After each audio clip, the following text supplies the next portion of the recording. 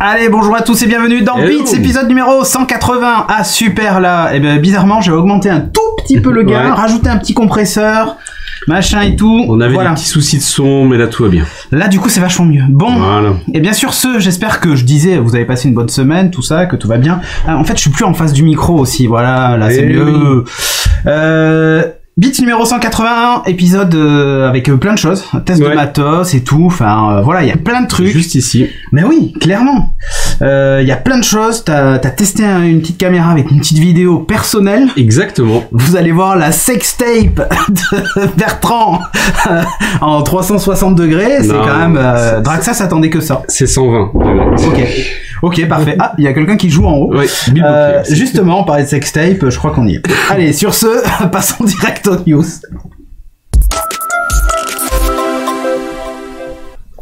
Bon, Radar. Ouais. Dans Radar, il va falloir que tu m'aides un petit peu parce que moi je viens de passer 4 jours dans une yourte, donc autant te dire que je n'ai rien suivi de l'actualité. La sextape de la yourte. Donc il va falloir que tu me débriefes sur tout ce qui s'est passé. Bon, et ben on va commencer par Facebook et Meta qui ont été récompensés. Disons, je suis parti combien de mois Ouais, ils ont eu droit à une récompense incroyable de la pire entreprise de l'année. Ah oui, ok, voilà. C'est bon alors, c'est plus voilà, c'est ça joue. Alors du yaourt, d'accord. Très bien. Donc avec 8% des votes au total. Alors ils sont même devant Alibaba. Ah ouais, d'accord. Okay. C'est quand même pas mal. Alors Alibaba, toi tu connais bien AliExpress. Tout à fait. Ils ont associé Facebook et Meta, donc il n'y a pas eu de... en fait c'est Meta, c'est la maison mère. Avant c'était Facebook. Okay. Voilà. Donc le changement de nom a pas aidé à redorer le blason. Justement, on va en parler après. On va en parler juste après. Donc c'est Yahoo Finance qui a fait ce sondage-là et qui a demandé à 1500 personnes, donc c'est pas non plus ultra représentatif, mais why not, de voter pour la pire entreprise de l'année, la pire entreprise tech, je pense, de l'année. Et donc c'est Mark Zuckerberg qui a remporté la palme avec son entreprise Meta maintenant. Voilà, il devance largement donc Alibaba avec 8% des voix contre 4 pour l'entreprise chinoise. Donc c'est-à-dire qu'ils sont genre devant, large, double du second. D'accord. Bon.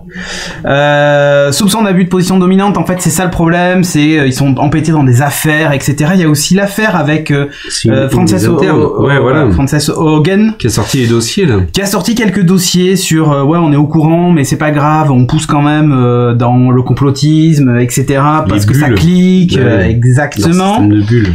Ils ont racheté Instagram et WhatsApp et mauvaise presse en mode on va empêcher les concurrents de se lancer, on les rachète pour finalement les tuer ou tu vois ce genre de truc. C'est exactement ça, hein. Donc il risque un démantèlement quand même dans l'histoire. Bon non c'est pas fait mais voilà, et je pense que Meta est aussi là pour éviter ce démantèlement. Clairement. Tu vois, parce que maintenant c'est Meta qui a acheté toutes ces boîtes. Facebook existe mais c'est séparé avec le reste, rien à voir. Voilà, on noie le poisson comme on peut.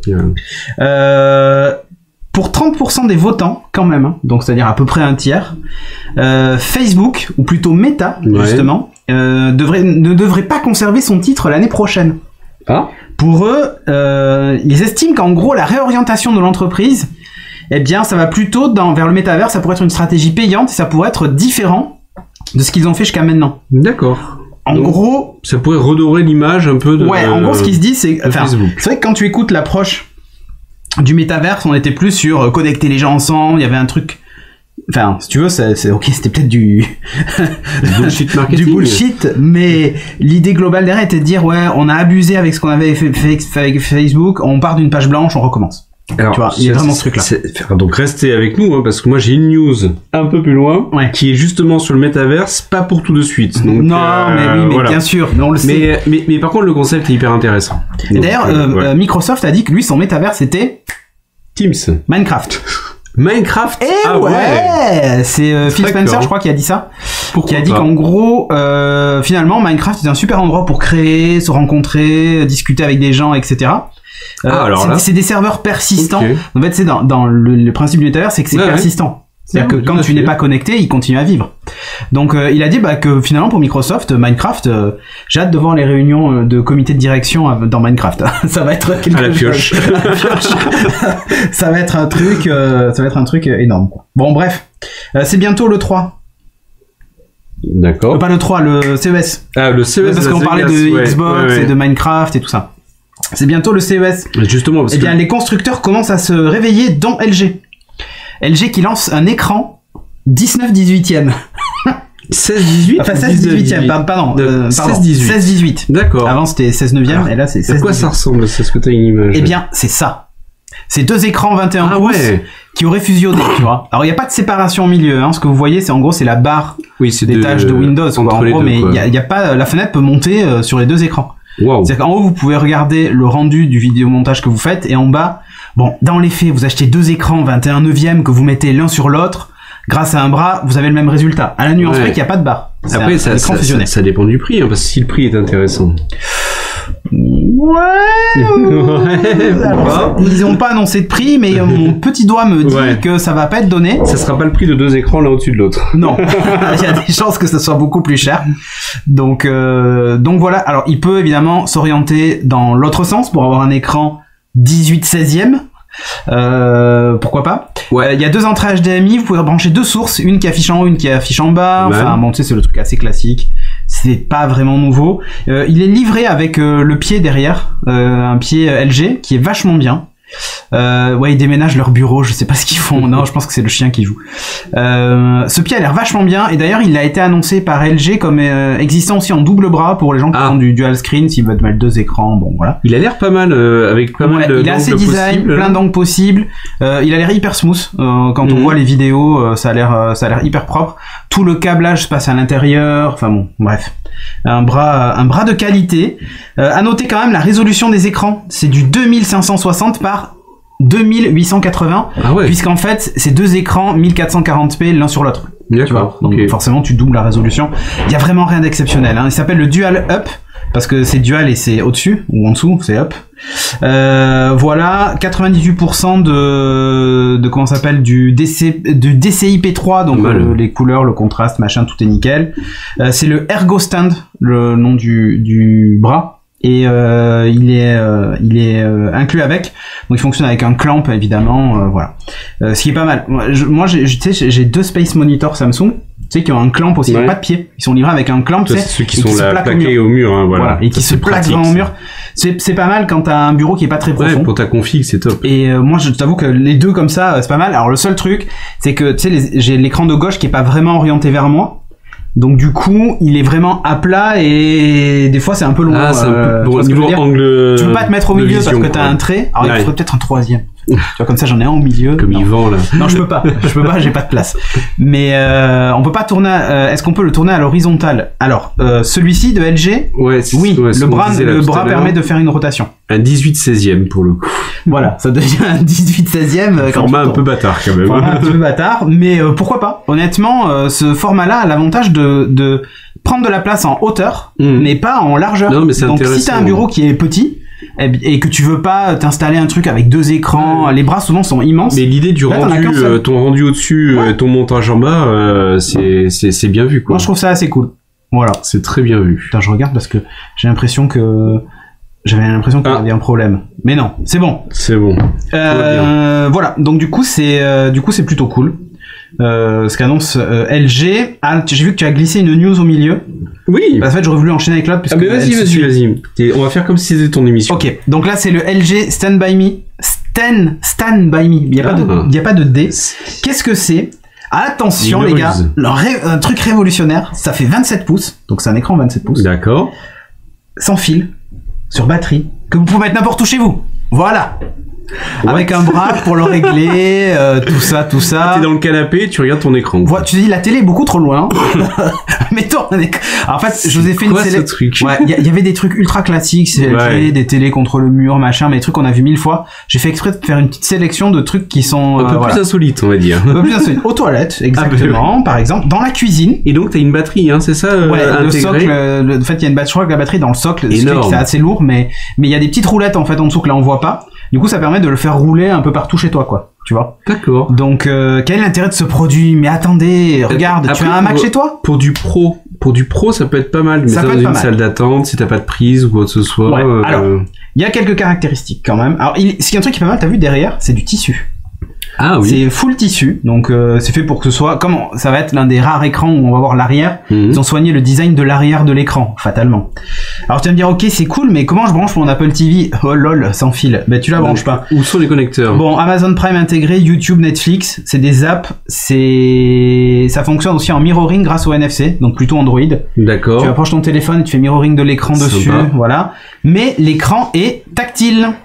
Ah, voilà. Donc en fait, vous et t'as quoi comme système là-dessus alors? Ouais, ça va être leur WebOS maison, je pense. Ça c'est moyen par contre. Ouais, ben c'est comme ça. Donc il fonctionne avec une roue et tout ça, enfin avec des roues en dessous. On n'a pas l'autonomie, ils l'ont pas annoncé. Donc ça c'est un peu dommage. Et en termes de connectivité, on a des ports USB. Il y a quand même du HDMI derrière, donc si tu veux. Ah, donc t'as quand même une entrée alors. Ouais. D'accord. Je crois qu'il y en a deux même. Ou non, il y a une derrière, et donc du coup tu peux éventuellement brancher le port HDMI et coller l'Apple TV derrière sur le tissu. Non, tu la mets en bas sur le pied avec une rallonge et du scotch. HDMI. du velcro. Tu la mets derrière. Non, je t'avoue que là, derrière, tu peux pas fixer grand chose. Non. Mais il y a un port HDMI. Donc, par contre, si t'as une petite shield qui est pas la pro, tu peux la mettre le long du tuyau. Et moi, ça m'a fait penser à un truc. Le bras là métallique, ça m'a fait penser aux iMac, tu sais, qui étaient. Ah oui, le tournesol. Tournesol, ouais. Ça reprend exactement le même. C'est vrai. Le même truc, quoi. Bon, mais bon. Pourquoi? Faut trouver l'usage après, c'est toujours. Ouais, c'était original. Voilà. Mais c'est original, comme tu dis. Même un Chromecast, ou vous voyez, un petit dongle qu'on peut mettre derrière, un Raspberry Pi, tout à fait, gosse. Il y a plein de trucs à faire. Là, l'intérêt, c'est que, bah, tu vois, dans la cuisine, si tu veux avoir un écran tactile pour ta recette, ton machin, ton truc, je sais pas. Bon, je vous avoue que je sais pas trop à quoi ça servirait. Ça sera du LCD et pas du OLED, contrairement à toute la gamme LG, parce que LG ne fabrique pas de dalle 27 pouces OLED. Tout simplement. Ils ont toutes les autres tailles, mais ils ont pas le 27. Donc voilà. Tu vas nous parler d'un PC portable, toi? Oui, tout à fait. Qui est un peu, en fait, l'essence même du PC. C'est le côté modulaire. Exactement. Allez, je vous montre parce que je trouve qu'il est looké, franchement. Toute ressemblance avec un autre type d'ordinateur, c'est vrai qu'on dirait un peu l'XPS, totalement fortuite. C'est vrai. Donc, mais en fait, niveau look, je trouve ça pas mal. Alors le look, on va dire, ça importe peu parce que c'est pas vraiment là le concept. Donc c'est quoi? C'est véritablement de dire, c'est un PC portable qui est modulaire et réparable. Je vais te donner l'indice de réparabilité. Ouais. Il est de 9,7 sur 10. Ouf. Donc, alors, attends. On va pondérer. Ce sont les constructeurs eux-mêmes qui se notent. C'est vrai. Mais bon, là, ils ont quand même des arguments. Allez, je vous montre un petit peu à quoi ça ressemble. En fait, si tu enlèves le clavier, tu découvres en fait toute l'architecture dessous. C'est hyper bien pensé. Et regarde, regarde-moi ça. Donc en fait, tu viens prendre des composants. Donc tu as ton petit composant processeur, ton composant mémoire, ton composant disque dur, et tu viens switcher. Tes composants directement. Il y a un petit QR code sur chacun. Ouais, pour pouvoir les retrouver, les scanner, tu vois. Et il y a un côté en plus ultra ludique puisque tu as 2 tarifications. Donc c'est ce qui est proposé. Tarif déjà monté, tarif à monter. À monter soi-même. Donc 899 à monter soi-même, à partir, bien sûr. 1149 pour la version déjà montée, prête à l'emploi. Oh mais c'est dommage, ce serait cool de devoir se le monter. Ça fait partie du plaisir en plus là de faire ça si t'es un petit peu geek quand même. C'est le Fairphone du PC, mais mais franchement, je trouve ça pas mal. Donc je vais essayer de vous mettre le lien dans la chatroom pour que vous puissiez retrouver. Apple, ça. Donc là, on est sur des précommandes pour le coup. Ça va arriver en 2022. Ouais. Il y a un acompte de 100 € qui vous est demandé pour pouvoir le réserver. Et donc dans l'idée, moi je trouve ça vraiment top, quoi. C'est une startup californienne qui s'appelle Framework qui propose ce PC portable là. Après c'est vraiment des composants. Tiens, je vous remets là. Mais c'est des composants. Pardon, je prends plutôt ça là. C'est des petits modules que vous voulez mettre. C'est quand même lié à la durée de vie de la startup. Ouais. Donc, c'est leur propre connectique. J'ai l'impression qu'il y a des trucs. Attends, si tu regardes sur celle-là, tu vois bien quand même des barrettes de RAM et tout ça. Ouais, c'est standard. Mais pour pouvoir, je pense, le mettre, c'est un peu encapsulé quand même. Ouais. Après, par la suite, dans ce que j'ai pu voir, tu peux même choisir les ports que tu veux dessus et donc faire évoluer les ports. Enfin, voilà, tout est modulable dedans. Et donc bien sûr quand tu viens le prendre, tu vas pouvoir choisir ton processeur, ta mémoire, ton disque dur, donc les éléments assez classiques, quoi. Ça va être un peu soudé à la carte mère, pas mal d'éléments quand même là. Ouais, mais si tu regardes, attends, j'en ai une où on voit, voilà, regarde, là ça, t'as l'aération, tu vois, il est en train de mettre l'aération, la carte mère, enfin, tu vois, c'est. Après, dedans, quoi. Ce que dit Mister SP est pas faux. Il y aura tôt ou tard un goulot d'étranglement, je pense aussi. En fait, tu te rappelles le projet, c'était ARA, je crois, ou Aria? Oui, tout à fait. De Motorola. Je crois que c'est modulaire, là, avec les systèmes de trucs aimantés derrière qui se mettaient, électro-aimants, machin et tout. ça avait pas trop fonctionné pour une raison simple, c'est que les bus qu'ils avaient inventés étaient pas suffisamment rapides pour certains transferts de données. Ok. Et là, j'ai un peu peur que, en fait, quand Apple soude tout à la... ARA, voilà. ARA, ouais. Quand Apple soude tout à la carte mère, c'est pour gagner en vitesse. Bien sûr. Bon, et aussi pour te dire il faut tout changer quand t'as un problème. Mais non, mais tout à fait. Ça évite en gros de passer par genre une interface IDE, PCI, etc. qui ont des, ou SATA, qui ont des limitations de débit. Des limitations, tout à voilà. fait, ouais. Après, enfin, c'est à voir aussi. Est-ce que c'est fait pour avoir un PC de montage vidéo? Pas forcément. Ah, pas sûr. Voilà. Le but, c'est d'avoir un PC qui soit évolutif et de dire, dans 5 ans, je veux juste changer le processeur, je change mon processeur. Sauf que à 1149 €, t'as un MacBook Air, quoi. Oui, oui, bien sûr. Et là, tu peux faire du montage. Et là, tu fais je trouve que c'est un peu cher. Alors, 899, c'est quand même plus abordable. La version non montée, à monter soi-même. Ouais. En entrée de gamme. On commence avec du i5 de mémoire. Donc, c'est quand même pas non plus foufou. Ouais, c'est ça. J'ai découvert il y a pas longtemps que c'était pourri le i5, mais bon. Ah, pourquoi? Non, c'est toi qui m'as dit ça sur ma tablette. Ah, bah, ça, oui. Ça dépend quelle génération, mais honnêtement, c'est pas foufou. Bah oui. Je vous mets le lien si vous voulez un petit peu vous l'éditer et regarder à quoi ça correspond. Je vous l'ai mis dans la chatroom et vous l'aurez également en commentaire sur cette vidéo pour le replay. Voilà. Donc voilà, à tester. S'il y en a qui testent et qui ont l'occasion de tester, bah écoutez, moi je suis preneur de retour dessus. Les précommandes sont ouvertes. On va parler robotique un peu. Je vais parler de Hyundai. Le Mobed. Je ne sais pas. Bref, c'est MOB et ED normalement en majuscule. Qu'est-ce que c'est? C'est ça. Voilà. Alors, tu vois, en robotique, je m'attendais à autre chose quand même. Ouais. Bon. Alors c'est un châssis avec des roues qui sont capables de tourner dans tous les sens. D'ailleurs, tu vois, il peut faire des tours sur lui-même à 360 degrés et tout. Tu vas me dire, mais à quoi ça peut servir? Eh bien, premier usage auquel on pense. Livraison de colis. D'accord, le transport de colis. Voilà, sachant que le truc est suffisamment intelligent pour te suivre tout seul, etc. Les roues ont l'air assez grosses, ça doit pouvoir monter les trottoirs, peut-être. Ouais. Et là, les colis tombent. Ouais, vu qu'il n'y a pas de truc pour les tenir. Il n'y a pas de suspension pour remettre. Non, mais genre, en gros, c'est le diable du futur, tu vois. D'accord. Plutôt que de porter toi-même ton truc. Genre, tu poses ton frigo dessus et il va te l'amener. Ouais, mais avec un diable, tu montes des escaliers. Ouais, ok, vas-y. Bon, c'est le concept. Mais oui. Un autre usage auquel ils ont pensé. Voilà. Waouh, mais jamais. Comment ça, jamais? Mais le truc, il s'emballe. Attends. Il s'emballe, vitesse maximale, 30 km/h. Ah bah, c'est grave. Là, le truc, ton gamin, il part. Franchement, tu le rattrapes jamais. Salut! Allez, ciao. Ciao! Donc, dans leur vidéo, ils mettent ça. Franchement. Mais non, pas le tien, quoi. Peut-être celui du voisin, mais pas le tien. Non, mais ouais, honnêtement, même en trottinette, Xort, c'est limité à 25 km/h, tu vas pas aussi vite que le truc. C'est juste ouf. C'est juste ouf. Ouais. Bon, en tout cas, ceux qui ont vu ça, je pense qu'ils ont pas d'enfant. Il existe en grande version. Tu vois, ils veulent faire une grande version aussi. Bon, bref. D'accord. Mais un truc auquel j'avais pas pensé, mais bien sûr, je fais du rameur chez moi. Eh bien, le robot, en fait, va se placer devant le rameur et il t'encourage avec, tu sais, les exercices, les machins et trucs. Non, franchement, c'est éclaté au sol, les usages. Non, les mecs se sont dit, on peut le faire. Donc, on va le faire. Dans les faits, on sait pas pourquoi. C'est pas possible. Je te montrer une autre image. Voilà. Donc là, voilà, je sais pas quoi dire. Et ce soir, t'as choisi vraiment les trucs, écoute, what the fuck ce soir. Mais parce que je me suis dit, on l'aura peut-être pas vu. Oui, là, ça c'est certain. Voilà, c'est des roues quand même qui font 12 pouces. Il fait 67 cm de long, il fait 60 cm de large, 4 pneus gonflables, voilà, enfin bref. C'est pas des pneus durs, tu vois. Donc, le but c'est d'amortir un petit peu tout ça. Il y a une bonne idée, il y a plein de choses, mais c'est juste les usages, il faut trouver des vrais usages, quoi. Je suis assez d'accord. Il faut savoir un truc, c'est que les espèces de suspension sont aussi motorisées. Ce qui veut dire qu'en fait ils peuvent en fait incliner la plateforme. Tu vois ce que je veux dire? D'accord. Okay. Du coup, si t'as un écran sur un mât, tu peux faire comme ça. Donc, par exemple, pour bercer un enfant à 30 km/h sur la rocade, c'est juste parfait. Sérieusement, c'est éclaté ce truc. Bon. Ok. Ils peuvent le faire. Voilà. Pas mal. T'en prends 2 et t'en fais des rollers. Ouais, alors le truc c'est que 30 km/h, s'ils décident de faire des demi-tours sur eux-mêmes, je pense que t'as un problème de freiner. Là, faut pas freiner. Non, honnêtement, il y a de l'idée, tu vois.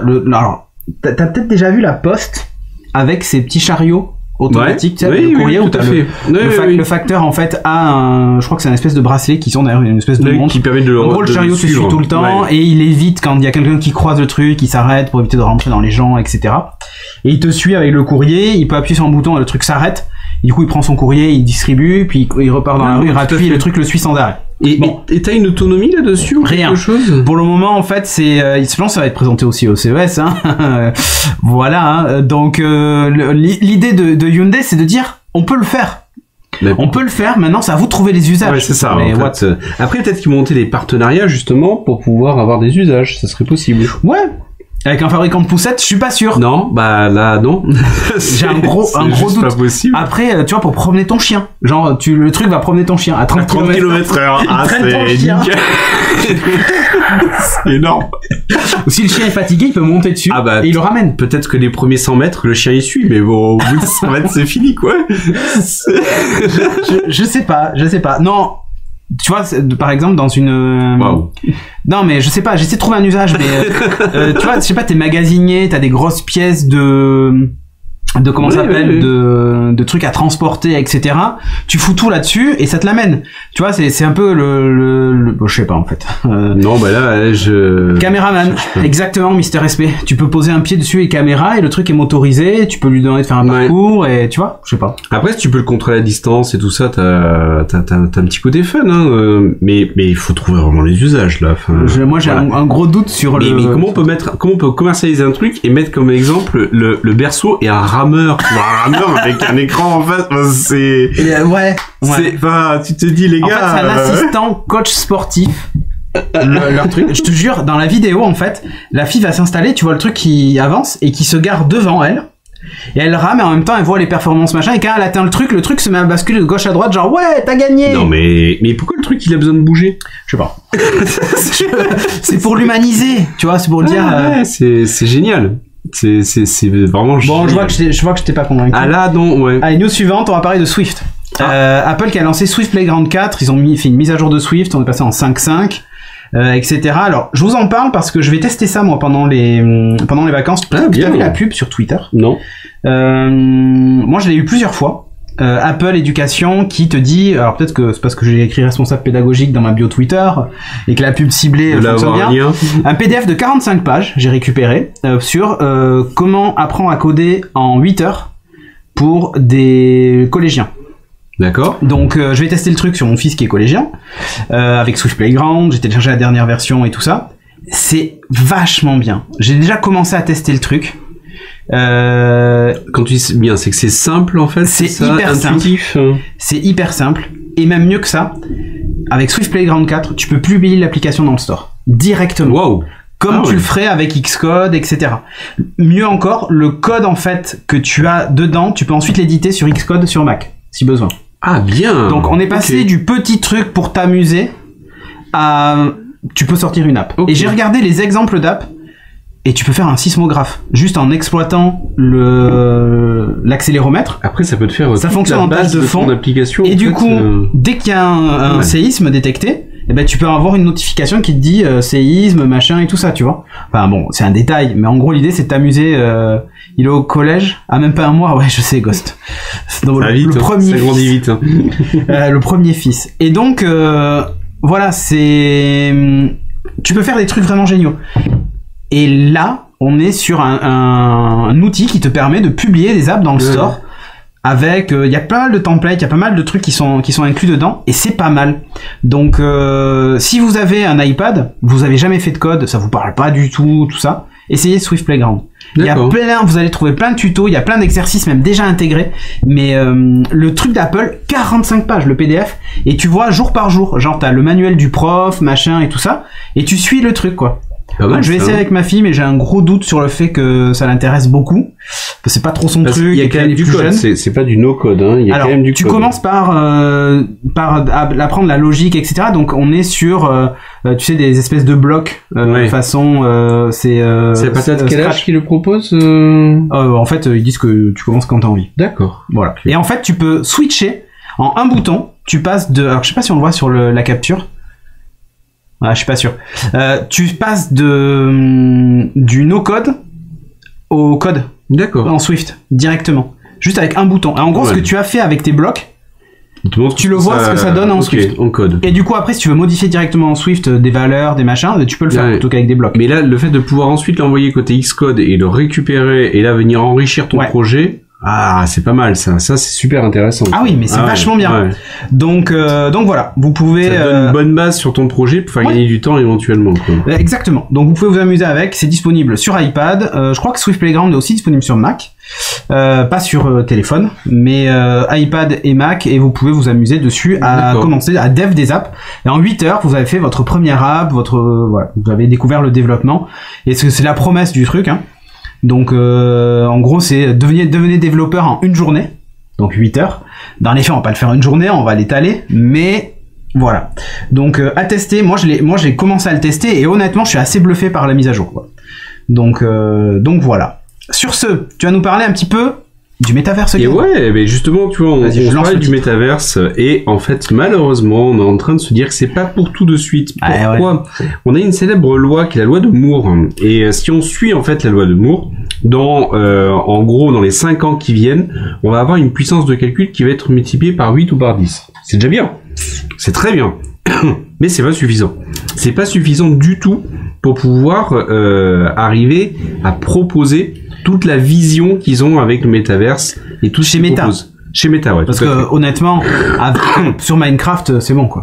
Oui. Pas besoin de plus. Un petit peu, oui. C'est vrai que c'est pas tout à fait là. Donc, en gros, si tu veux vraiment avoir un décor 3D qui ressemble à quelque chose, un avatar qui ressemble à quelque chose, si tu veux avoir des animations au niveau de l'avatar, donc t'es avec quelqu'un en face de lui, il bouge les esprits. C'est vrai, il y avait un vrai rendu, même photoréaliste. Ouais. Alors, en gros, ils te disent ce que tu vois dans le film là. Matrix. Non, pas Matrix. Ah, tiens, j'ai plus le nom du film. Ready Player One. Merci, le film Ready Player One. C'est vrai que là, enfin, tu dis si c'est ça le métaverse, c'est génial quoi. Mais derrière, la puissance de calcul qui est nécessaire pour pouvoir sortir ça, elle est phénoménale. Et justement, Intel, puissance de calcul, Intel se prononce sur le sujet et dit attention au niveau de la puissance de calcul nécessaire pour pouvoir sortir des rendus. Alors même avant Ready Player One, juste avec ce que propose en fait fait Meta maintenant, eh bien en fait il va falloir revoir ce qu'il appelle toute la plomberie d'internet. Donc il va falloir qu'on augmente les débits, il va falloir qu'on augmente mais considérablement les capacités de calcul pour arriver à sortir ça, bien sûr démultiplié par le nombre d'utilisateurs. Donc autrement dit, pour lui et pour là aujourd'hui ce qui se dit au niveau d'Intel, on pourrait pas se dire ça serait pas viable sur une version vraiment esthétiquement attirante en tout cas, pas viable avant 10 à 15 ans. Ouf, ça fait mal, hein, parce que là on est en train de parier quand même large sur l'avenir. 10 à 15 ans, ouais. Bah, après d'un autre côté, la vision de Zuckerberg c'était à 10 ans, 10 ou 15 ans. Du coup on y est, hein. On est pas mal, sauf que c'est pour ça que tout à l'heure quand on se disait Meta, ça donne une autre image, on vient connecter les gens, c'est super intéressant, Meta, ça. Bon, on se parle de 10 à 15 ans dans le futur quand même, hein. On n'est pas en train de se dire là, dans un an ou même dans 5 ans, quoi. Je suis en train de préparer une conférence sur le métaverse pour des lycéens et des collégiens. Parce que j'ai été faire une conférence sur les métiers du numérique à l'hôtel de région à Bordeaux. Au passage, magnifique bâtiment. Super. Je sais pas si t'as eu l'occasion de rentrer. Ouais, voilà. Donc, j'y étais pour faire il y avait 2500 collégiens, je crois. On parlait des métiers du numérique et j'avais une petite frise, qui montait un peu l'évolution des technologies d'internet et des moyens de communication à travers les âges. Et surtout, il y a une timeline où on voit la naissance de Facebook, la naissance de Netflix, la naissance de machin et tout ça, de l'iPhone, etc. Et tous disaient mais c'est bon, tout a été inventé, machin. Non. Et en fait après moi je dévoilais Meta dans 15 ans, tu vois. Ah oui. Sur ma frise, ma timeline. Ils disaient mais c'est quoi Meta? Je le vois sur mon Instagram, machin, nana, ils comprennent pas, ils savent pas ce que c'est. Et du coup on en a parlé, ça a soulevé des questions incroyables. Ah, intéressant. Les collégiens en fait ont peur de la déshumanisation totale de la relation avec l'autre, etc. Des collégiens qui ont ça. Ouais. Il y en a d'autres qui par contre étaient à fond. En disant mais plutôt que de faire des visios le soir, on peut être à Dubaï sur la plage dans le métaverse, tu vois. D'autres qui disent mais si on a un rendez-vous, par exemple, si mes parents ils ont rendez-vous à la banque plutôt que de faire en visio, et ben ils peuvent être dans un environnement de la banque pour faire le rendez-vous quoi. J'ai exactement. Il y a juste le café qui aura pas la même odeur, qui aura pas d'odeur, mais voilà. Mais je dis c'est exactement ça et ça les inspire vachement. Ils ont plein d'idées là-dessus. En fait ils ont très peur et en même temps ils ont très hâte. D'accord. Et ça qui est étonnant. Du coup je prépare une conf sur ça qui va durer à peu près 45 minutes. Sur le métaverse et du coup je me documente vachement sur tout ça etc et je la ferai sans doute en fin janvier début février, peut-être que je la ferai sur Twitch d'ailleurs, on verra. Ça peut être intéressant pour expliquer tout ça et c'était l'instant pub et typiquement ils se posent tous la question de ok c'est bien mais comment est-ce que j'y vais dans le métaverse, est-ce que je dois mettre un gros casque de VR et je suis assis chez moi, ou est-ce que je mets juste des lunettes, etc. Enfin, il se pose vachement de questions sur le hardware qui va accompagner. Oui, comment se projeter dedans, en fait. Exactement. Et là, ce que tu dis rejoint ça, c'est-à-dire aujourd'hui, on n'a pas les capacités techniques de rendre ça utilisable, global, comme les quasiment aujourd'hui Internet. Aussi facilement accessible que ce que alors on dit ça honnêtement il y a encore beaucoup de gens qui n'ont pas accès à Internet. Je parle même en France il y a quelques déserts etc qui sont un peu avec les satellites quand même maintenant mais tout le monde n'a pas 100 € à mettre dedans tu vois, ça reste si demain on te dit les déclarations d'impôts elles sont dans le métaverse, je connais 2-3 mamies qui vont saigner du nez, tu vois. Non, c'est certain, non, c'est certain. Je pense que ça va être un peu compliqué, mais l'idée, c'est d'arriver au moins au même niveau d'équipement du smartphone, quoi. Pour que ça marche, l'accès, quoi, pour que ça marche et que ce soit adopté en masse, il faut qu'on en arrive là. Donc effectivement, est-ce que ça va être des lunettes, est-ce que ça va être un casque? Aujourd'hui, on n'en sait rien, mais technologiquement parlant, en tout cas, parce que tu vois, au-delà des problèmes de débit, c'est le ça, je sais pas. Lunettes de réalité augmentée. Au-delà de la puissance, du débit, etc., les enjeux techniques sont colossaux. L'acceptabilité, c'est-à-dire que si je mets des lunettes, est-ce que je suis coupé aussi du monde réel? Est-ce que, il y a plein de questions qui se posent. Dans cette étude, il disait que pour pouvoir rendre accessible à des milliards d'humains un métaverse, ça nécessiterait une efficacité de calcul 1000 fois supérieure à ce que l'on a aujourd'hui. C'est quand même démesuré en termes de gap, de puissance. Donc clairement, tout à fait. Il y a un énorme ticket d'entrée, d'énormes investissements et des besoins de capacité de calcul vraiment très forts. Exactement. Donc, vas-y, je te laisse. Je sais pas si t'avais fini ou pas. Non, j'ai terminé. D'ailleurs, si vous vous posez la question de tester un petit peu la réalité virtuelle, moi, je peux vous conseiller l'Oculus Quest 2, qui est absolument extra, autonome, sans câble, ça marche. C'est ça. Et moi, ce que j'adore, c'est les expériences où tu vois aussi le réel mélangé, tu vois. Ah oui. Mais c'est génial. Alors là, tu peux le voir, mais en noir et blanc, tu peux voir ton environnement autour. Mais c'est pas du tout fait pour. Non, c'est pas du tout fait pour, mais moi, je trouve que cet usage-là a carrément plus de valeur que même le fait d'être complètement coupé dans un monde VR. En fait, tu vois ton environnement quand tu sors de la zone que tu as délimitée aussi. Elle devient transparente. Tout à fait. C'est-à-dire que l'aspect VR, tu vois en fait une zone qui s'ouvre et qui dit attention. Tu vois ton mur virtuel et si tu franchis le mur, là, hop, il rebascule en caméra. Tout à fait. Et c'est hyper bien fait. Honnêtement, l'expérience est assez bluffante. Et je comprends que du coup, Facebook et Oculus, qui va devenir Meta d'ailleurs, Oculus, elle va s'appeler aussi Meta. Tout à fait. Que ça soit vraiment leur vision du futur. Si ça vous intéresse, je vous ferai un petit retour d'expérience sur le Quest 2. Ouais, j'en ai acheté un. D'accord, ok. Ouais, pour Noël. Et voilà. Et merci pour le sub, Stéphane. Comme ça, il peut s'acheter des Quest 2. Voilà, allez, sur ce, justement, on parlait du device. Non, je plaisante. On parlait des devices Neuralink sur l'homme en 2022. Peut-être est-ce ça la solution du métaverse? Mais oui, et pourquoi pas? Voilà. Donc Neuralink, pour rappel, petit implant dans le cerveau. Alors là, c'est vraiment dans le cerveau. Bon là, il y a un petit device externe. Là, c'est pour avoir le capteur Bluetooth. Exactement. Non mais tu rigoles, mais c'est vrai en plus. C'est-à-dire que l'idée, c'est qu'en fait, on fait alors ça, c'est une image qui vient de chez eux. Mais l'idée, c'est d'avoir un implant dans le cerveau. C'est vraiment ils vous percent le cerveau, enfin ils vous percent le crâne. Et vous avez des petits filaments qui sont la taille d'un cheveu, plus fins que les cheveux, qui rentrent dans le cerveau. Et ensuite, donc vous avez ce petit module là qui charge d'ailleurs aussi par induction. Enfin bon, il y a tout un tas de trucs parce qu'il faut vous recharger, sinon votre implant marche plus. C'est fou de dire ça. Non mais c'est dingue. Et vous avez toutes les connexions sans fil associées à ça, le Bluetooth. Je sais pas s'il y a du Wi-Fi, mais peut-être. Je crois qu'il doit y avoir Wi-Fi. La dernière fois que j'avais vu des news dessus, ça arrive dans le cerveau, mais au bout de quelques années, t'as un phénomène de rejet qui fait que tu dois le changer, l'enlever, en remettre un autre. Ouais. C'est ça. Bon, ils trouveront peut-être la solution d'ici là. Ouais. Donc évidemment, c'est le fantasque Elon Musk qui est derrière Neuralink. Bon, le premier implant Neuralink qui s'appelait Pager, c'était un macaque de 9 ans qui portait cet implant-là. Grâce à un implant posé, il pouvait jouer à Pong sur l'ordinateur sans manette. Alors en fait, pas tout à fait, il avait une manette, mais elle était pas branchée. Ah, d'accord, oui, ok. En fait, au départ, il se servait de la manette et ça marchait. Ils ont débranché la manette, ça marchait toujours. Ensuite, ils ont enlevé la manette et ça marchait toujours. Tu vois? D'accord, pour l'apprentissage, quoi. Ouais, c'est ça. Nouveau sens, je suis à plat. C'est un peu ça, d'Herbavore. Oh là, il faut que j'aille recharger les batteries. 2022, ça me paraît hyper tôt. Je pensais que ça serait beaucoup plus tard. Non, ah ouais, c'est dès l'année prochaine. Donc voilà.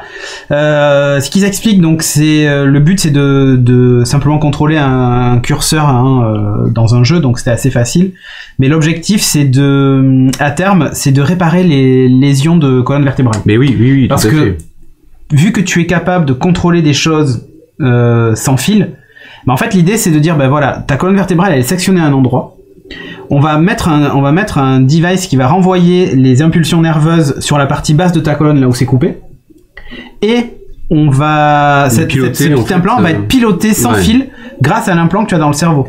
Ah, c'est prodigieux. Enfin, voilà. Et le but c'est de réparer comme ça des colonnes vertébrales sans faire de contact. En gros, on répare sans fil, quoi, tu vois. Bon, t'as une interférence, tu perds le contrôle de tout ton corps, ça va être un peu chaud, mais c'est ça l'idée. Les troubles neurologiques aussi, ils veulent aussi travailler sur la dépendance. Donc pourquoi pas. Les implants donc se sont avérés hyper sûrs sur les singes et tout, c'est ce qu'ils disent, il y a aucun souci, ils ont même été retirés sans aucun dommage, hormis le trou dans le crâne. Voilà. C'est quand même ultra invasif. Donc maintenant, on va passer aux humains. Et il a dit, nous espérons poser l'implant chez nos premiers humains, servira à traiter les lésions graves de moelle épinière, comme les tétraplégies l'année prochaine. Écoute, non, mais c'est extraordinaire. Après, effectivement, si t'es tétraplégique, je pense que tu te poses la question de te faire faire un trou dans le crâne. Bah ouais. Pour te connecter quelque chose et retrouver l'usage de membre. Voilà, avec un peu de chance, je retrouve l'usage de membre. Mais là, t'imagines ce que ça implique? Ça implique aussi le retour des sensations. Non, mais c'est-à-dire, parce que c'est cool de pouvoir piloter ton corps, mais il faut que l'information circule dans les deux sens. Mais ça veut dire qu'il faut être capable de décoder cette information-là. Alors aujourd'hui, forcément des phases d'entraînement, comme là tu montrais avec la manette et tout ça, quoi. Et je pense qu'en fait il y aura une grosse partie de machine learning, d'IA, etc., d'algo qui vont essayer d'apprendre à traiter ce signal là. Sur un signal par exemple chez Invalide, tu analyses le signal, tu vas regarder s'il n'y a pas des patterns qui sont identiques, etc. Enfin c'est extrêmement complexe, quoi. Mais c'est très prometteur, donc on verra bien. Tiens, tu sais qu'est sorti Halo. Oui, tout à fait. Le mode campagne là et le multijoueur. Tu y joues? Non. Ok, très bien. Et tu sais que dans notre cher Windows, l'assistant s'appelait Cortana. Oui, tout à fait. Qui est dans Halo. Ouais. Bon, à l'origine, alors Steve Ballmer voulait l'appeler Bingo. Mais Steve Ballmer, quoi. Ce gars. Moi, genre, franchement, plus ça va, plus t'apprends des trucs et tu dis waouh, la coque. Bingo, parce qu'en fait, ça faisait plus Microsoft. Après tout, on a un moteur de recherche qui s'appelle Bing. Ah, oh là là. D'ailleurs, à tout moment, c'est lui qui a trouvé le nom de Bing. Non, mais. Bon, bref. Donc, parce qu'il disait, notre intelligence artificielle, on va l'appeler Bingo, c'est carrément mieux, quoi. Bon, en interne, finalement, ils allaient l'appeler, le projet s'appelait Helix. Il devait y avoir une équipe damage control pour essayer d'influencer les décisions. Je pense que ouais. C'est pas possible, en interne, il s'appelait Helix, donc A-L-Y-X. D'accord. Et finalement, ce qu'ils expliquent, c'est que quand le nom je crois que le projet c'était Cortana et le nom final c'était Helix. Et finalement, ils ont gardé Cortana parce que le nom a fuité. Et les gens comme les gens ont dit mais c'est trop cool, Cortana comme dans Halo machin et tout, pouvoir dire et Cortana machin tout ça. Bon bref, les fans ont été tellement à fond derrière qu'ils ont dit bon on va plutôt garder Cortana. C'est le projet Cortana en interne de leur IA. D'accord. Clin d'œil à Halo, qui devait normalement s'appeler Helix à la fin dans le produit final, ou presque Bingo. Et Helix était plus classe quand même. C'est par contre s'il y a eu un Half-Life aussi qui s'appelle comme ça. Ouais, après il est sorti quelques années après. Ouais, voilà. Mais honnêtement, je trouve que Cortana c'était vraiment le truc à lui trouver quoi. C'est comme si on l'appelait Idea ou Eddie pour les fans de Mass Effect, tu vois. Ou Jarvis pour les fans d'Iron Man, etc. Fait, ouais. Et ça semblait assez logique que Microsoft finalement l'appelle Cortana. C'était le nom du projet en interne et finalement c'est resté Cortana. Mais on a échappé à Bingo. Bingo, mais sérieusement. Bingo. Après je me doute qu'en anglais ça a pas du tout ce sens-là. Et Bingo. Ouais. Et Bingo, fais une recherche sur Bing. Ouais. C'est vrai. Bon bref. Est-ce que tu as fait partie de la team stickers contre les ondes radio dans les début des années 2000, tu sais, sur les téléphones? Non, franchement, je sais pas ce que c'est. Moi, j'ai pas du tout. À l'époque, c'est l'Instant Phone House. À l'époque, quand je travaillais chez eux, j'avais des clients qui revenaient et qui avaient collé sur leur téléphone, genre ou alors ils avaient des petits pendentifs, ou souvent c'était un autocollant qui collait, genre anti-ondes, qui normalement était censé aspirer en gros les ondes et te protéger ta santé et te protéger du cancer du cerveau. Si vraiment ça marche, c'est idiot parce que ton téléphone dans ce cas, il doit bombarder encore plus quoi. C'est exactement ce que je leur disais, c'est-à-dire que au mieux ça marche et c'est dommage pour vous parce que la batterie va fondre comme neige au soleil et de deux le téléphone va bombarder comme un âne pour capter le réseau. Ils sont pas prévus pour en fait. Et quand je disais ça aux gens, ils disaient ah ouais, et ils ont enlevé l'autocollant. Bah ouais, j'avais pas pensé à ça. Bah ouais mec, tu vois, c'est-à-dire que j'ai décidé de rouler avec le frein à main sur ma voiture pour polluer moins et aller moins vite. Ok, mais alors tu vas tirer un peu fort sur le moteur, tu vois. C'est un peu ça, c'est ce que je leur disais. Je leur disais c'est un peu comme conduire avec le frein à main. Est-ce que vraiment vous pensez que c'est fait pour ça? Je sais pas. D'ailleurs, ça me fait penser, s'il y en a, ne dormez jamais avec le téléphone sous l'oreiller. Il y en a qui font ça en fait, et qui le mettent en vibreur. Non, mais c'est non, mais il y a des incendies. Ah ouais? Oui. Ah d'accord. Parce qu'en fait, le téléphone chauffe pendant la charge. Le problème, c'est qu'en fait, il peut pas évacuer l'excédent de chaleur. Ouais, tout à fait. Et ensuite, il est pas dans une condition normale d'utilisation. Donc pareil, il bombarde pour pouvoir, et sauf que t'as la tête qui est juste au-dessus. Et il faut mieux éviter ça. Et là, c'est pas bon du tout. Exactement. C'est l'instant en santé. Bon, et bien figure-toi qu'il existe des amulettes anti-5G. Oui. Des amulettes. Oui, voilà. Alors, il y en a qui te vendront peut-être des cailloux, tu sais, anti-5G, tout ça. Bien. Bon, et bien figure-toi qu'il existe des amulettes qui, en plus, dans certains cas, fonctionnent. C'est-à-dire que vraiment, ça limite les radiations 5G des téléphones quand ils sont à côté. L'objectif c'est pas tellement pour limiter, mais c'est plutôt pour toi te protéger des radiations 5G. Donc tu portes l'amulette sur toi. Voilà, donc là elle est pas collée sur le téléphone. Champ magnétique, tu vois, qui annule le truc. Il y en a certaines qui fonctionnent vraiment à un certain prix. Donc l'autorité néerlandaise, la Autoriteit Nucleaire Veiligheid en Straling Beheer, je sais pas comment on dit, hein. Ouais. La NVS, hein, voilà. C'est mieux. A mené des tests sur une dizaine de produits censés protéger des rayonnements 5G. Mais attends, il y en a certains qui fonctionnent. Si ça protège comment? Parce ça ressemble à ça. Mais ça envoie pas. Soit c'est des bracelets qui servent à rien, soit c'est vraiment une amulette comme celle que tu vois en haut là. Ouais. Mais pour te protéger, c'est quoi? Ça envoie des champs magnétiques, 5G, tu vois. Ouais, c'est ça. Mais pour le coup, ça envoie des ondes. Alors, c'est les fameux pendentifs quantiques, celui que tu vois en haut à droite. D'accord. Bon, c'est radioactif. Ça marche. Par contre, cancer quoi. Non, mais sérieux. Je te jure. Donc voilà, si vous avez activé donc des amulettes pour vous protéger des rayonnements de smartphone, hein, en gros, de période du cas, t'enrichis des escrocs, hein, tu sais, les fameux bracelets en plastique, machin et tout ça. Bon, les pendentifs quantiques, eux, ça neutralise le rayonnement 5G avec des ions négatifs. Voilà. Donc aucun de ces produits n'est vraiment efficace. Que les choses soient claires. Voilà. Et sur 10 produits testés, il rayonne de manière radioactive. Non, mais c'est dingue. Pas une mesure qui est minime et inoffensive. C'est complètement fou. C'est un gros rayonnement.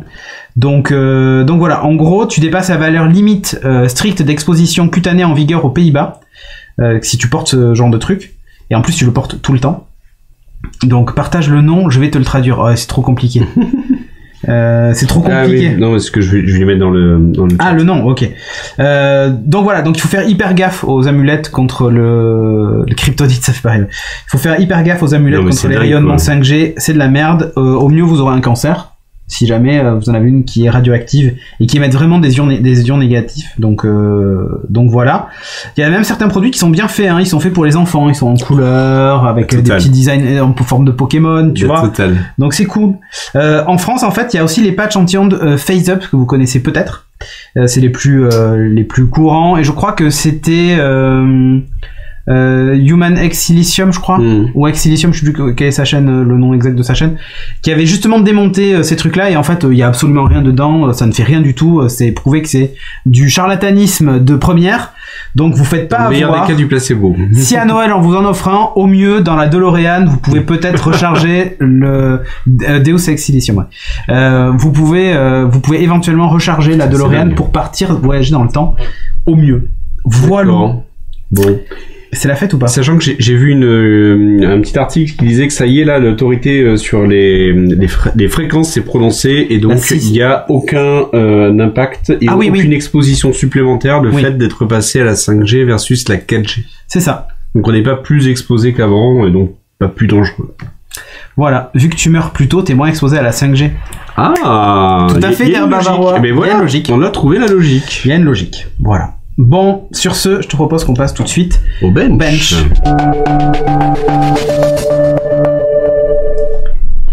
Bench, et tu vas nous parler du coup de ceci. Et ouais, de l'Insta360 Go 2. Alors, bien sûr, à chaque fois que tu déballes un truc, après tu ne peux plus remettre les choses dedans. Ah oui, ça. Mais est-ce que ça ne rentre plus? Mais en tout cas, hop, je vous montre. Et puis il y a quelques petites photos, tiens, si tu veux les passer. Allez. Le temps que je sors. Soyons ça. Et puis que je vous dise un petit peu ce que c'est, parce que peut-être que vous connaissez pas cette... En tout cas, ça fait 32 gigas, ça on le sait. Ouais, exactement. Ouais, mais j'aime bien être précis, moi, dans les titres de mes news. Ça ressemble à ça. Exactement. Donc, c'est quoi ceci? C'est une petite caméra. Allez, tu veux rebasculer... Hop.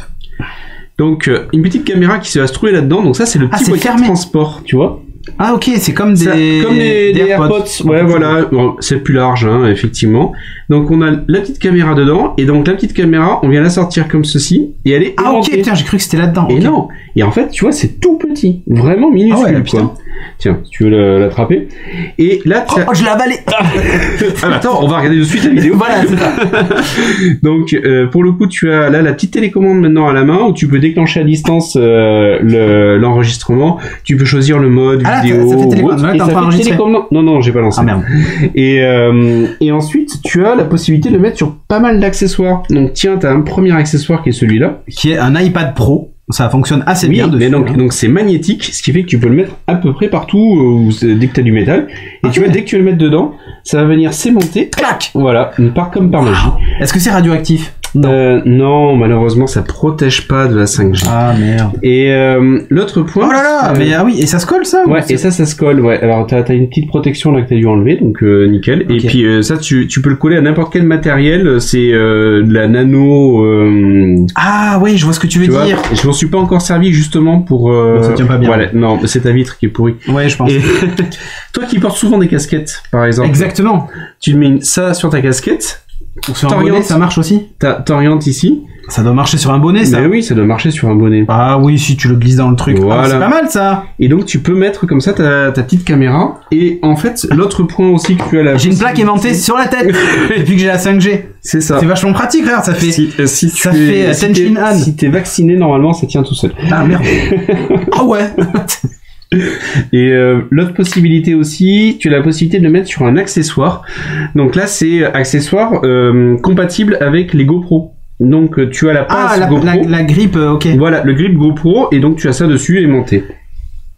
Et ce que je trouve être l'usage le plus utile, donc je me suis mis un petit collier avec une petite plaque aimantée. Ton arc réacteur. Je pose ça là. L'arc réacteur, très bon. Iron Man, clac. Très bon.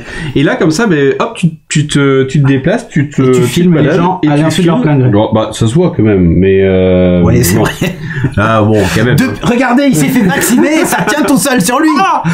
Et donc voilà, donc ça tient comme ça, et ça c'est hyper pratique. Moi, c'est comme ça que je m'en suis servi pour pouvoir filmer. Merci pour le follow rack. Et donc t'as les mains qui sont libres comme ça, et tu peux continuer. Et c'est pas aimantée qui est livrée ou non? C'est toi qui as mis un truc en métal? Non, c'est livré avec. Ce sont tous les accessoires. Et ça, c'est le dernier accessoire qui est livré. Et est-ce que le téléphone tient dessus, MagSafe? Parce que sinon, je fais la même. J'achète juste le truc et je mets un téléphone comme ça. Salut. Je n'y ai pas pensé, mais non, ça tient pas difficilement. Ouais. Mais ça, franchement, vous êtes accessoiriste. Pour du MagSafe. Faites un médaillon MagSafe sur lequel vous mettez votre truc et voilà. Et comme ça, tu vois, j'avais le pass sanitaire en plus. C'est ça. Direct. Allez, je vais vous montrer maintenant quelques jolies photos plutôt que ce que je vous ai montré là. Là, avec le trépied qui se déplie derrière. Et donc ça fait vraiment petit trépied, ça fait boîtier de télécommande en même temps. Ok. Hop, le petit boîtier que vous aviez vu. Ça fait du live ou pas du tout? Tu peux le brancher à ton téléphone et tu peux sûrement, peut-être que tu peux capter le flux avec la D'accord, parce que tu vois les GoPro intégrés, tu peux lui mettre la clé Twitch. Il se connecte en Wi-Fi à ton téléphone ou à ton Wi-Fi chez toi. Alors j'ai pas testé. Et il stream direct. Ouais. J'ai pas testé. Alors c'est un des points noirs que je trouvais quand même. Wow. C'est sur la vitre. Ouais, sur la vitre. Alors faut avoir la confiance quand même. Hein. Écoute, en rentrant, tu mets ça sur la Tesla quoi. Ouais, faut avoir vraiment la confiance. Mais bon. Ouais, c'est waterproof, hein, je pense.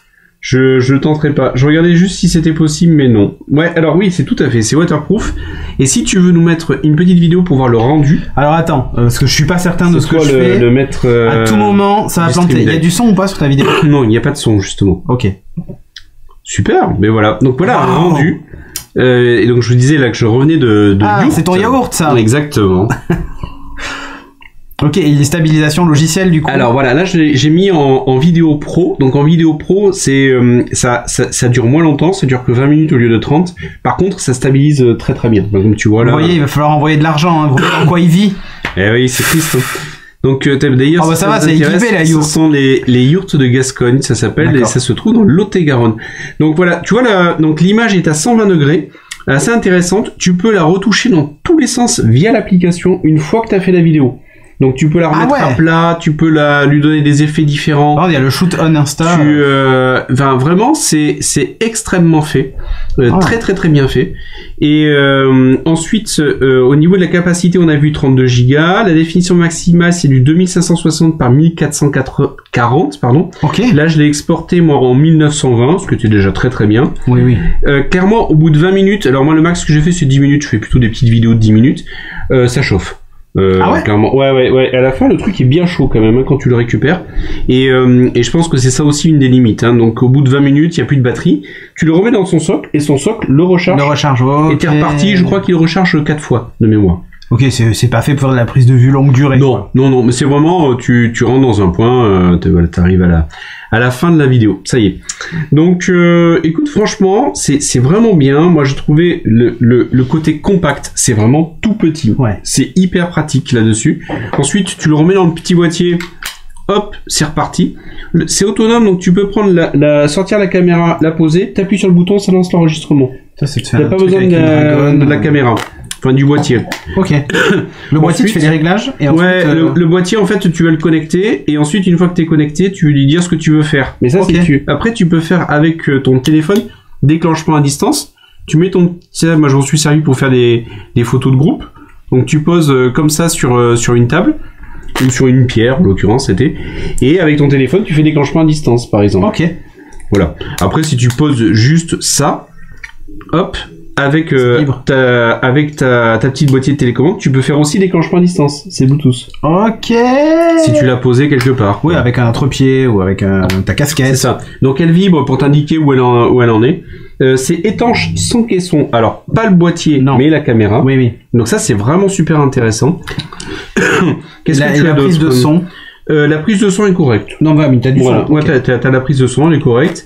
Ensuite, t'as effectivement via l'application, t'as un montage. Par contre, c'est chiant parce qu'à chaque fois, tu te connectes en Bluetooth. Ensuite, tu te connectes en Wi-Fi. Ok. Et en gros, t'en as pour 20-30 secondes avant de te connecter à ta caméra. Tu sors pas ton téléphone avec ta caméra et poum, ça y est, t'es connecté, quoi. Voilà. Donc, il faut le préparer. Après, tu peux t'en servir sans rien, donc et tu récupères ça sur iPad aussi et tu fais ton montage. Ouais. Mais là, j'ai fait le montage que vous avez vu avec LumaFusion. D'accord. Donc, pas avec ta surface. Ah ben non, c'est pas fait pour. Dit. Ouais, voilà. Non, mais c'est pas fait pour ça. C'est pour ça que j'ai un iPad mini. Donc voilà, c'est se charge en USB-C, très bien. Et franchement, moi je recommande totalement. Dans le c'est prix, pas compatible HomeKit derrière. Non.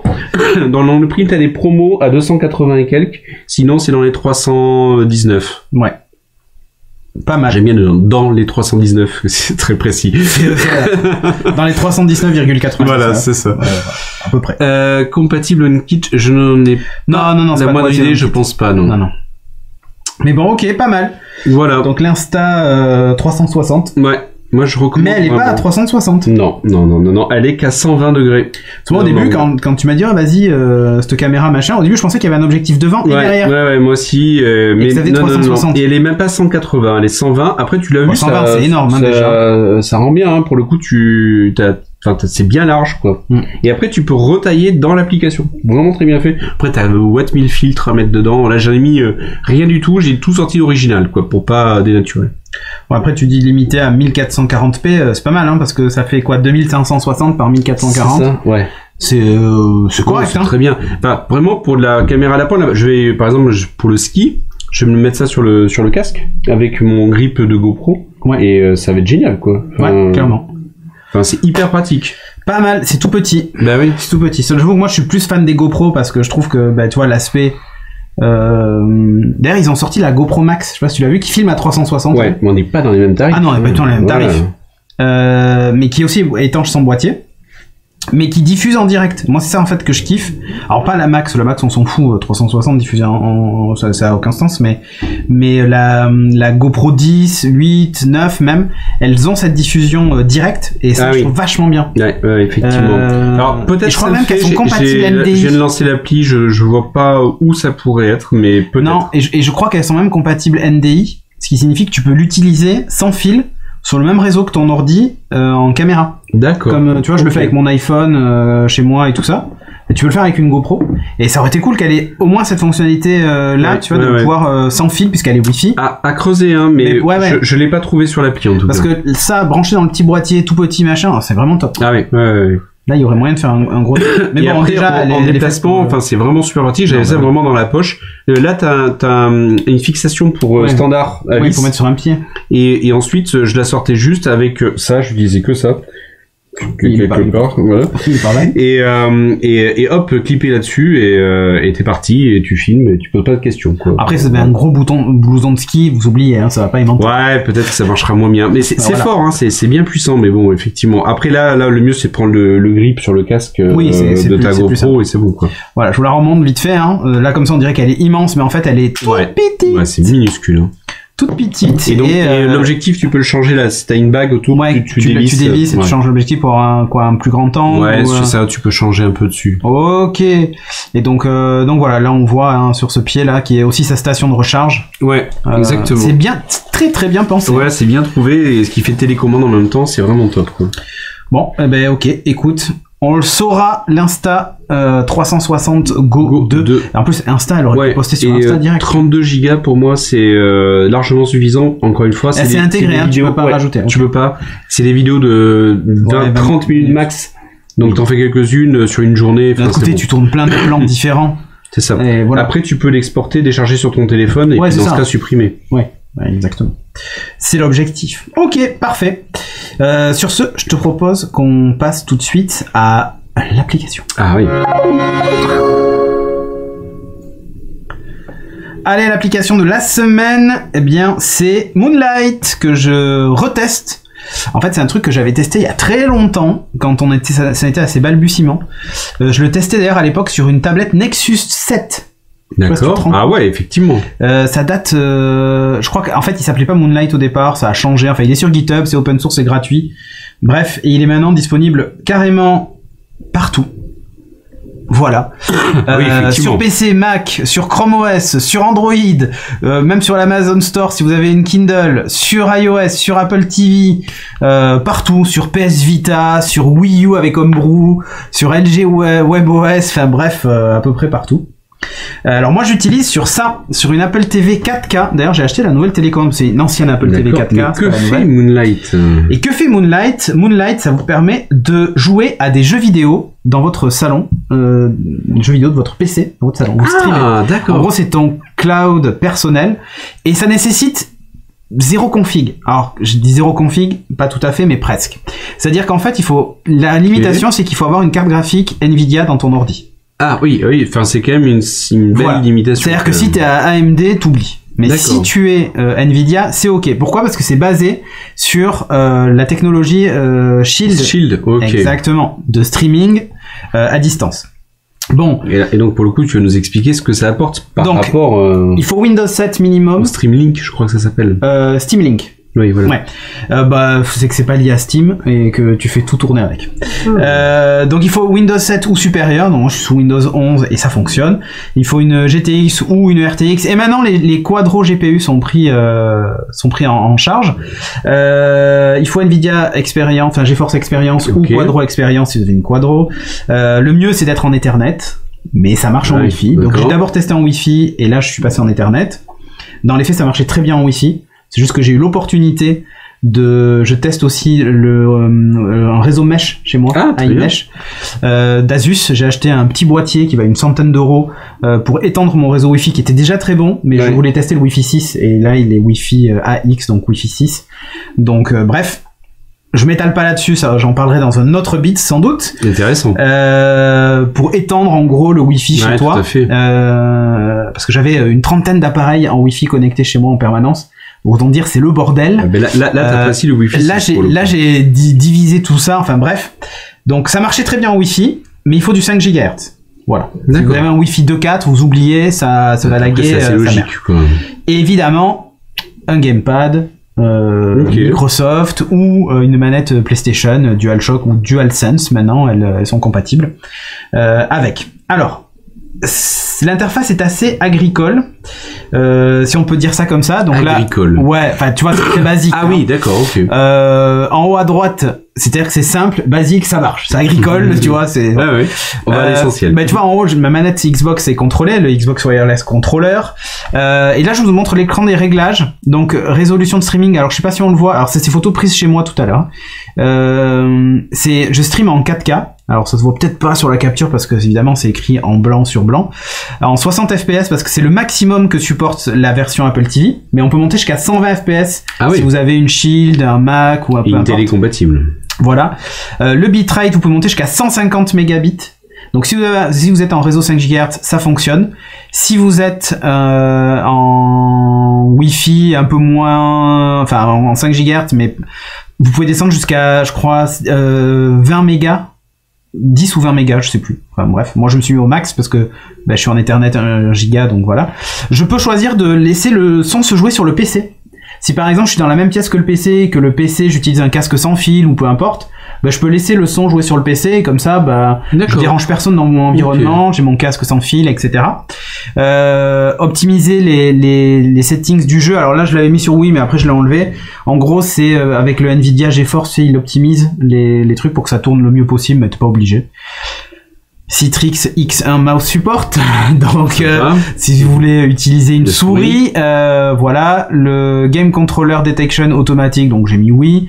Et vous avez aussi, alors on le voit juste en dessous l'option qui est un peu coupée, c'est utiliser l'HEVC, donc le H265, oui ou non, pour l'encodage. Donc là je l'ai utilisé aussi, ça permet d'avoir une meilleure qualité d'image tout en conservant des débits raisonnables. Il y a le Wake on LAN.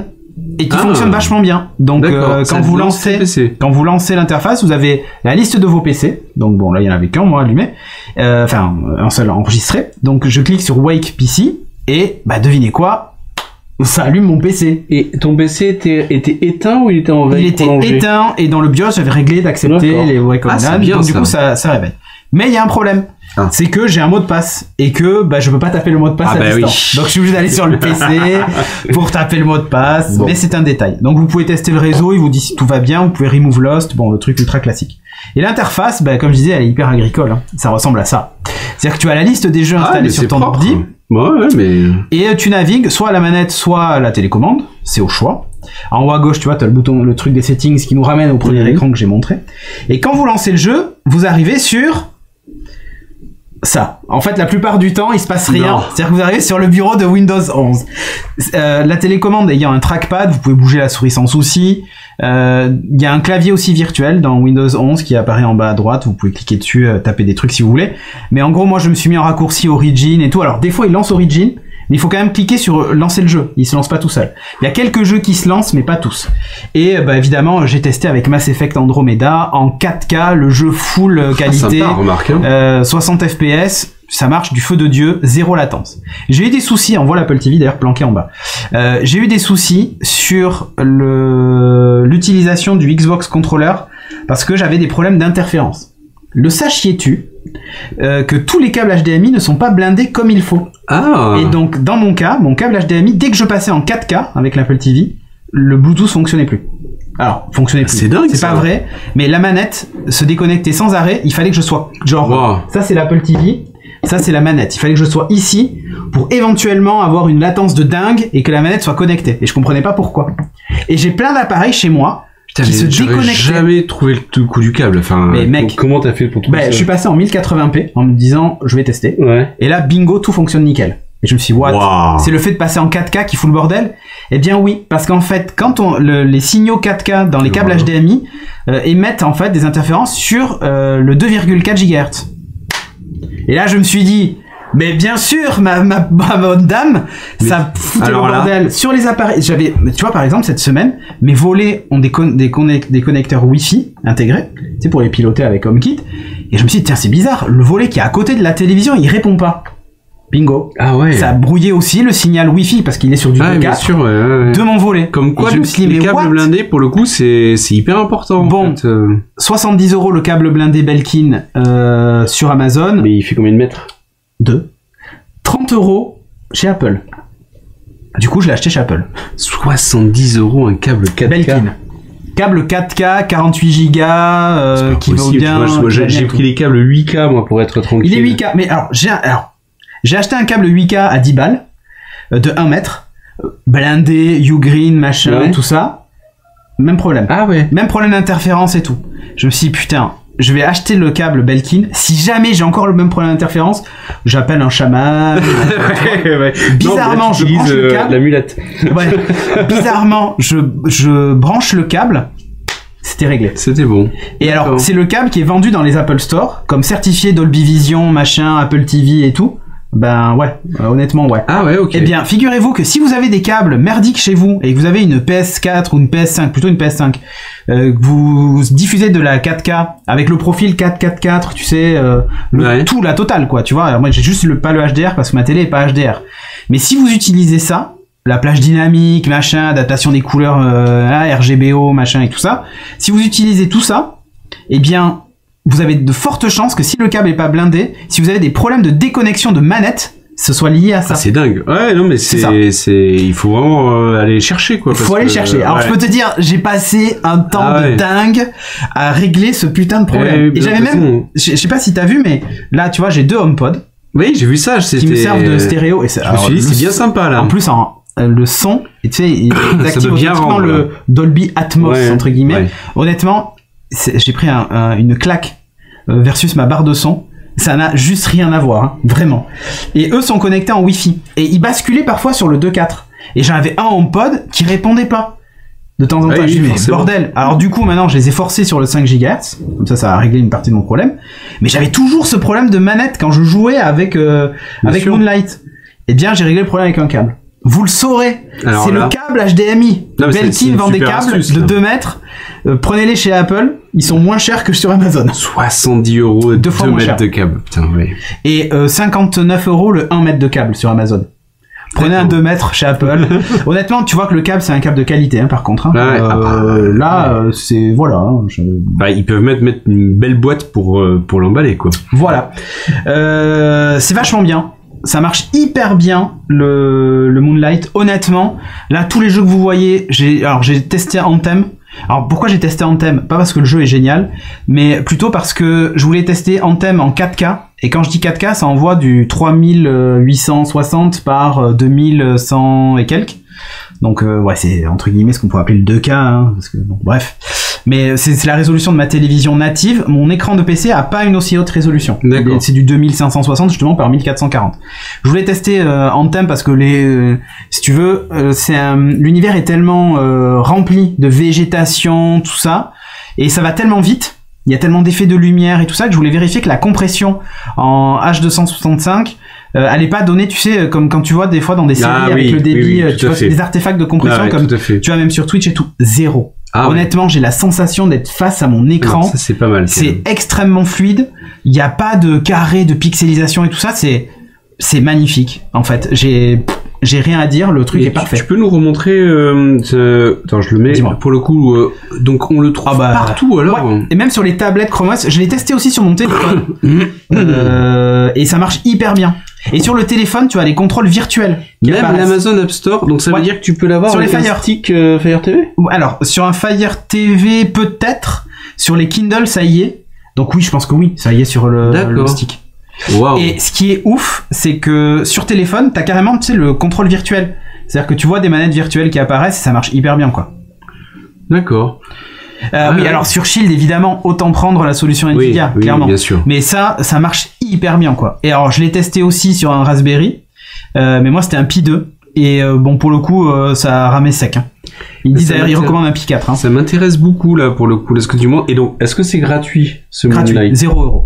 Totalement gratuit. Pas d'abonnement, 0€. En plus, la configuration est assez simple. Alors moi, j'ai galéré avec mes problèmes de manette sur Apple TV, mais ne pas avoir le jeu et demander en fait d'avoir ton ordinateur plutôt. Oui. Et utiliser ton ordinateur. Oui. D'accord. Oui, en fait, honnêtement, tu lances un jeu qui a un launcher et tu fermes le truc et t'as ton ordi. D'accord. Ok.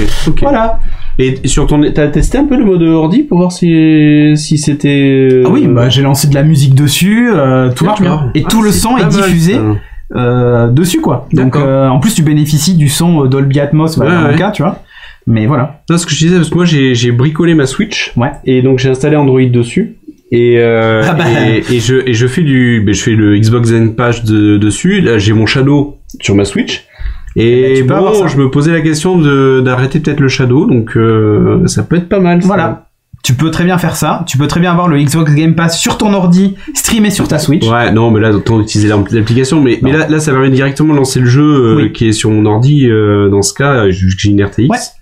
Et ça marche hyper bien. Et alors, sur téléphone, soit tu sais, en tactile, tu cliques sur les éléments, soit tu utilises l'écran comme un trackpad. Tu sais, tu déplaces ta souris et tu cliques. Voilà, un truc ultra classique. Franchement, ça marche hyper bien, Moonlight. Essayez-le, ça coûte rien du tout. Essayez-le chez vous. Si vous avez le réseau qui suit et un appareil qui le fait tourner, il n'y a pas de raison de s'en priver. Et niveau perf, ça peut être meilleur que Steam Link à ce moment-là ? Ah ben moi, en tout cas, j'ai trouvé que c'était beaucoup plus. Enfin, c'était la qualité d'image sur typiquement sur Anthem, j'ai trouvé meilleur sur Moonlight que sur Steam Link. Bah, après, ce que tu me disais, c'est que dans Steam Link, tu peux streamer que tes jeux Steam. Ah, j'ai pas réussi à streamer autre chose. Alors peut-être qu'on peut, mais j'ai pas réussi. Ouais, donc là, déjà, le truc, c'est qu'en gros, à partir du moment où le jeu est détecté dans ton GeForce Experience, tu peux jouer. Donc par exemple, j'ai joué à Cyberpunk que j'ai dans Epic Store. A priori, donc il prend les jeux de GeForce Experience. On pourrait mettre d'autres. Alors j'ai essayé. J'ai mis l'exé de OBS. Ah oui. Ça n'a pas marché. Il apparaît pas. C'est-à-dire qu'il est bien dans GeForce Experience, mais il apparaît pas sur ma télé. Enfin, je peux pas lancer OBS depuis ma télé. Je suis obligé je lance un des jeux et puis voilà. Alors peut-être une petite astuce, un petit truc, mais j'en suis contenté de ce qui me livrait, tu vois, out of box. Non, c'est pas mal. Ça marche hyper bien. Honnêtement, j'ai testé les deux. Hein. D'ailleurs, non, j'ai pas mis une photo de l'Apple TV de l'icône, mais j'ai Steam Link à côté. J'ai vraiment testé les deux. Et je trouve que voilà alors essayer Parsec, ça peut être mieux que Moonlight. Ok. Parsec aussi sur Apple TV. Parce que moi la question c'était ça, tu vois. La compatibilité, là, elle est démente quoi, effectivement. Et donc bref, moi je trouve ça pas mal. C'est un projet qui est open source. Vous pouvez aller sur leur GitHub voir un peu les modifs qu'ils ajoutent, détection de manette automatique et tout. Franchement, j'ai été bluffé par ce soft. Et du coup, bah maintenant, je joue à des jeux dans mon salon. Et ça. Ouais, c'est top ça. Et ça, c'est plutôt cool. Et comme vraiment, je te dis, la sensation d'être sur l'expérience en tout cas est suffisamment fluide, sans accroc, pour avoir l'impression d'avoir lancé le jeu, tu vois, sur une console. Ah ouais, tout à fait. C'est vraiment, tu cliques sur le truc, ok, des fois il faut lancer le jeu, mais c'est pas grave, tu cliques dessus, et une fois que tu l'as lancé, tous les boutons de pause, tous les trucs fonctionnent, enfin je me pose zéro question quoi. Ça marche du feu de Dieu. Supporte aussi jusqu'à 4 joueurs en local coop avec des manettes, etc. Donc voilà. Et le PC tourne à fond dans le bureau, c'est ça. Mais pour le coup, tu t'en fiches du bruit. Je m'en fiche du bruit, il est là-bas, voilà quoi. Donc, puis j'ai le confort du canapé, quoi. Tu vois. Bah oui. Pour certains jeux, ça vaut carrément le coup. On a terminé Ben oui. pour Moonlight et pour l'épisode de ce soir. Et pour ce soir. Android, Apple, Raspberry Pi, Windows, marche sur Chrome. Ok. Ah, ouais. Ben, on testera aussi Parsec. Faire des Après, je sais pas comment ça peut marcher mieux. Hein. Parce que là... là, 4K, ce que tu proposes... 4K, H265... après, Parsec est peut-être basé sur la même chose. Il faut installer un truc sur le PC. Ouais. Parce que là, pour le coup, moi, j'ai force d'expérience, je l'ai avec ma carte graphique, quoi. Ouais, moi j'ai utilisé Parsec pour le coup, mais justement avec Mister SP, mais c'était Ok. sur du vieux jeu, donc j'ai du mal à te donner les rendus. Pour le coup, ça marchait très bien, mais c'était du vieux pixel art, quoi. Ah ok, en fait tu veux dire que Parsec, tu installes une app sur l'ordi qui va juste se contenter de stream ce qu'il y a à l'écran sur un autre ordi. Et tu peux partager les contrôleurs à plusieurs, Ouais, ainsi de ok. suite, ça, c'est pas mal. Ok. Bah pourquoi pas. À tester. À tester. En tout cas là tu vois t'as les icônes qui apparaissent des jeux, tu cliques sur la truc et puis voilà quoi. En avant. Bon sur ce, on te retrouve sur les internets. Oui. Alors Bertrand, j'ai un gros doute. C'est Bertrand Innov, mais c'est pas grave. Vas-y mais on peut le mettre hein. C'est INNOV comme ça. C'est ça. Voilà. Est-ce que ça s'est mis à jour? C'est bon. Ça s'est mis à jour. Voilà, Bertrand Innov et Cédric Deluca pour moi. Sinon, pour savoir ce qui se passe sur la chaîne, et là en ce moment c'est un peu calme, mais je vais streamer moi là. Comment il s'appelle déjà le jeu? J'ai oublié. Horus. Non. Perdu. Putain, j'avais en plus Chorus. Chorus. J'étais pas loin. C'est vrai. C'est vrai. Je crois que c'est Chorus. Ouais. Un jeu que sur lequel je lorgnais en début de mois, qui avait été testé, je crois, dans Insert Coin. Chorus, ouais. En fait, j'avais vraiment envie de le tester sur PC. Donc là, on a pu avoir une clé sur Steam. Du coup, je vais streamer ça sur la chaîne. Je vais voir si je peux faire ça ce week-end ou début de semaine prochaine, en tout cas, sûr. Voilà, studiorenegade.fr pour suivre un peu tout ce qui se passe. Et pour nous soutenir, toujours la même chose. Twitch Prime, etc. Prime Gaming, comme l'a fait Gozragan, comme l'a fait Bertrand Innov, comme l'a pas fait LB Stéphane, puisqu'il a pris un sub classique, mais c'est aussi possible. Hein. C'est aussi possible. Et sinon, patreon.com/studiorenegade pour nous soutenir. Voilou, il existe toujours le Tipeee pour ceux qui préfèrent Tipeee, mais bon, bref. Voilà. Allez, est-ce que t'as un truc à ajouter ou pas? Je crois qu'on était bon là. Super intéressant. Parfait. Sur ce, on vous souhaite de passer de bonnes fêtes. Mais oui. Il y aura peut-être pas de pizza la semaine prochaine, c'est les vacances, le ski pour certains, les yourtes pour d'autres. Voilà, le retour de la yourte. Bon, voilà, on sait pas. Au pire, ce sera en début d'année prochaine. D'ici là, portez-vous bien, évitez Omicron. Et puis voilà. D'ailleurs, ça m'a bien fait rire parce que je regarde Bad Batch en ce moment sur Disney+, la série Star Wars, et à un moment il y a un truc qui s'appelle Omicron. Je sais pas si c'est une planète ou je sais plus quoi. C'est pas mal. Ou c'est une escouade Omicron ou je sais pas quoi. En fait, il glisse le mot Omicron, il a dit voilà, bon bref, en tout cas, c'était beaucoup plus classe dans Star Wars. Sur ce, à plus. Ciao.